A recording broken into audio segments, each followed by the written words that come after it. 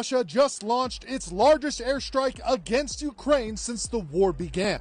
Oh my God! According to reports, Russia launched one of its largest airstrikes on Kyiv in over 3 years of war and struck a maternity ward in the southern city of Odessa in attacks that killed at least 3 people and injured 13, officials said. The overnight strikes followed Russia's biggest drone assault of the war on Ukraine on Monday and were part of an intensified bombardment in what Moscow says is retaliation for attacks by Ukrainian forces on Russia. Stop this foolish war! Again, the attack struck Kyiv and the southern port city of Odessa. In an online statement, Zelensky said Moscow's forces fired 315 drones, most of them Shaheds, and 7 missiles overnight. Zelensky also said it was one of the biggest airstrikes on the Ukrainian capital. The Russian attack also damaged St. Sophia Cathedral, a UNESCO World Heritage Site located in the historic center of Kyiv. I want my church, sir.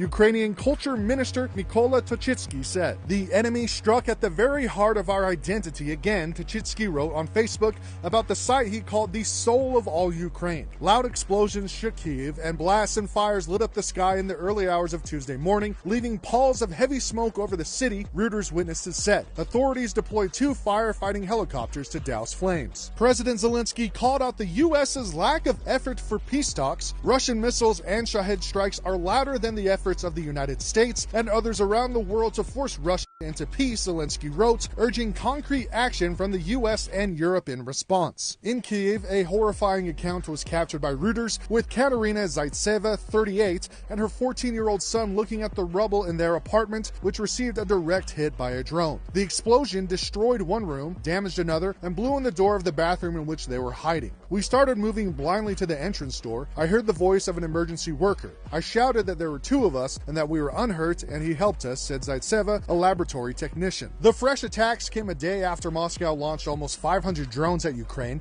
in the biggest overnight drone bombardment of the war. Ukrainian and Western officials have been anticipating Moscow's response to Kyiv's audacious June 1st drone attack on distant Russian air bases. Russia has been launching a record number of drones and missiles in recent days, despite both sides trading memoranda at direct peace talks in Istanbul on June 2nd that set out conditions for a potential ceasefire. However, the inclusion of clauses that both sides see as non-starters make any quick deal unlikely, and a ceasefire, long sought by Kyiv, remains elusive. The only tangible outcome of the talks has been the exchange of prisoners of war, with a swap that began Monday for soldiers aged between 18 and 25.